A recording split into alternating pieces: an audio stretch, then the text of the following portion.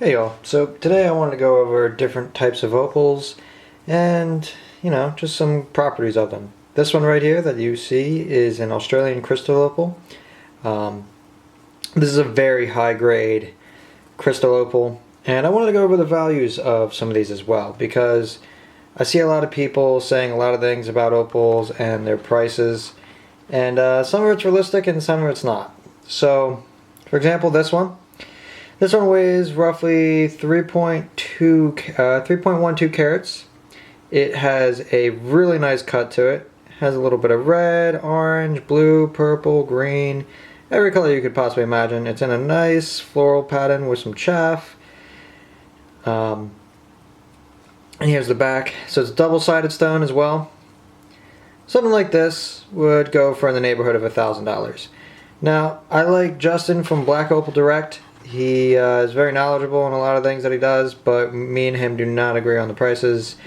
And frankly, I don't know how he even gets some of the prices that he gets. I don't know if he sells any or just makes all of his money on YouTube, but an opal like this on the market would go for about $1,000. It's a very beautiful stone, as you can see. It could go in a ring, could go in a pendant, could go in a bracelet. Anyways, so we're going to move on from this one, and we're going to talk about a different one.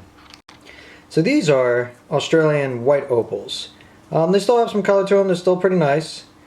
But here, let's see if we can find that other guy. He just disappeared out of the camera. This one has some red to her, and this one is double-sided. The back end is actually a little bit nicer. Some red, some nice strong greens, some good color play. And you have this guy over here. Now these guys are probably from Mintable, Cooper Petty, and they range in price. So this one right here, this one's 1.5 carats, has a lot of yellow in it. There's the backside, so it's double-sided. It's $100 to $200 stone. So, nothing special, but still a lovely little stone. This guy is a little bit more, maybe in the 300 to 400 category. Also double-sided. It has two different color bars. And this one is about 3.5 carats. So this one's about $100 per carat. And this one's 2 carats, roughly. And this one's also in the same range, about $100 to $200 per carat. Alright, now we're going to move in to some other things. Alright, hey fellas. So this is an Australian dark opal, or grey opal, however you want to say it.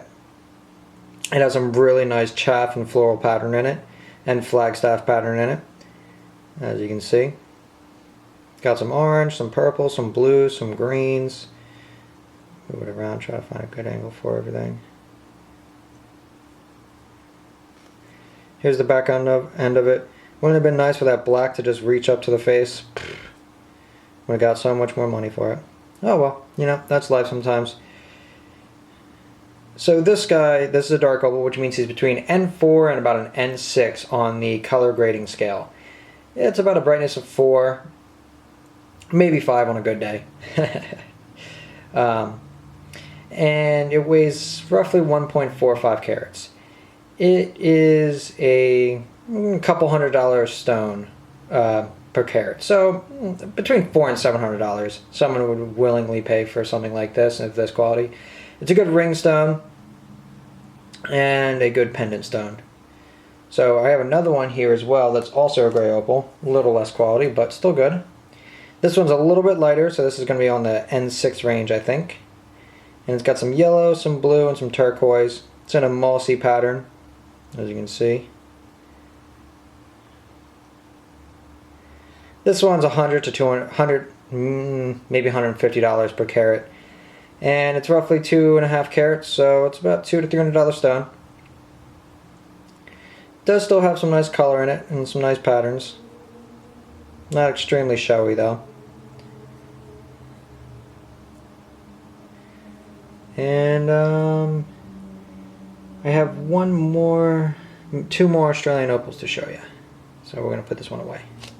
This is a piece of rough Australian opal from Lightning Ridge. Get an idea of it. It's just a little chip. Got some good color to it. And here's the back end of it. You can see the potch, you can see some of the color on inside of it. It's a nice black opal little piece. You see how the color is really prominent on the face. I'm going to show you guys an Ethiopian opal in a second, and you're going to see that it's not the same quality, and it's one of the reasons why they don't go for as much, and you should probably not buy them for jewelry too. I'm going to go over why that's important. So yeah. So this is a Australian Boulder opal. So you can see that because the opal and the Boulder have now a good mating situation. They bonded about 75 million years ago when silica rain went into, well, fell in Australia and eventually hardened. So this is what you're left with. That happened with all of them, all Australian opals. Just some of them happened to form to Boulder, some of them formed to a potch. It really ranged. So this is an Australian Boulder opal. It's got some good color to it, but it's not very bright. It's a $50 to $100 stone at best. Weighs a little bit over a carat. So I don't want to be too mean, but you got a couple scam stones here, and I don't think you're going to know which ones they are, so we're going to go over them. First, we're going to go over this guy. So this guy, right here, it's got some good color in it, and I'm sure some of you are like, oh, that's so pretty. This is actually an Ethiopian opal. Ethiopian opals, one of the main ways you can tell that it's Ethiopian is because they actually take in water. So what I mean by that is if you soak this in water, the water will actually fill inside of it. And it's a really neat thing to look at, but it's not good for the opal. It actually damages it, removes color, and eventually it's going to cause it to crack. That's one of the reasons why they're not good for a jewelry piece. So if you ever needed to know if your opal is Australian or not, the easiest way is just take it, put some water on it. Well, maybe leave it in some water, in a cup or whatever. And the thing will fill with water pretty fast too. I'd say in 5 minutes the entire thing's going to be filled with water. And the reason for that is that Ethiopian opals are porous. They have little holes in them, microscopic holes. You can't really see them, but they're in there. And it's because of the way the hydrophane, oil, and silica form together. So we'll go over that one. We'll go over this guy. Ethiopians come in a range of colors. Range of colors. Some of them are very pretty though, I will admit. I even have one that's a really high quality Ethiopian opal. I think I might show that to you sometime. Not in this video though. I'll have to make another one. This one has some cracks and crackling in it. I don't know if you can tell. See the inclusion and stuff like that. Ethiopians will do that when they dry out. It's one of the reasons why you can't really put them in a piece of jewelry. Plus they're super soft. And then we have this guy. This is actually a piece of Australian opal. It's a piece of white Australian opal from Cooper Petty. So then just to recap, here is a piece of Australian opal. You can see the quality difference. The stone, the color, the patterns, they're way more bright. They're also sedimentary, so they're a little bit harder and they're not going to crack as often. So, and I have one more stone. We have this guy. This is a high quality Ethiopian smoked opal. So Ethiopian opals don't come in actually black. So if you see a black opal, it looks like this. You see how the colors are a little bit hazy almost. They don't quite form a shape. That's a good indicator that it's an Ethiopian opal. Even though I know, I'm moving around and you're like, oh my god, this thing is so beautiful. It's one of the reasons why I got it. But this stone, it's over 10 carats. A 10 carat stone, like Australian opal, in this quality, tens of thousands of dollars. This one, $100. $100, that's it. Now this stone is really nice, and you know, this is a quality you could put into a ring or pendant or whatever you'd like to put it in. But don't expect it to last. You know, this stone has a lifetime of 5 to 10 years at best when it's taken out of the ground. You can even see in some of the corners it's starting to craze a little bit. And I've only had it for about a year. Very, very pretty though.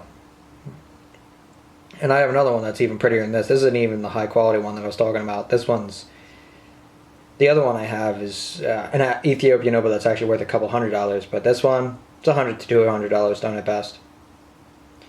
Anyways, thanks for watching, and if you like it, the video, like it, subscribe if you could. Really appreciate it, and the more you subscribe, the more money I can get, the more I can, invest into more opals and jewelry and stones, and keep teaching everybody what to look out for and what to buy and what not to buy, and etc. Thanks again. Hey y'all, so today I got for you this Australian Boulder opal. It has a very nice pattern to it, very bright, on some angles of course, and then how opals go. Sometimes they dim out a little bit on other angles. This one weighs 8.88 carats. It has a little bit of orange, green, teal, blue, purple. Has some mossy pattern, has some flakes of color in it as well. Here's the edge of it. Here's the back. The other edge. As you can see, it's obviously not a doublet. Let me go over some more of the color on the edge of it.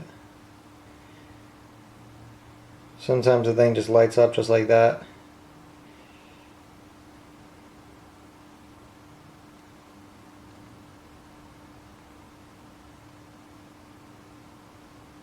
Just move back a little bit.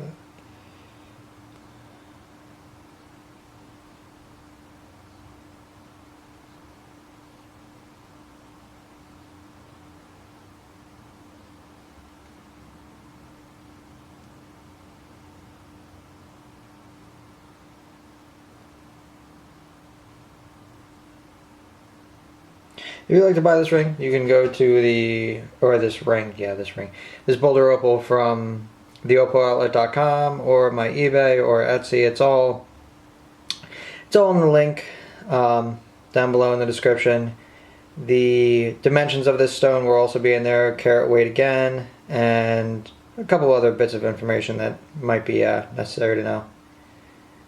Alright, well, thanks for watching, and if you can, please subscribe, like, follow, all that good jazz. And if you need any advice on opals, if you have an opal and you need some information on it, message me and I'll be glad to help. Any information I could give you or anything like that, I'm not going to charge anybody for any kind of information or anything you need to know. Thanks so much. Have a good one.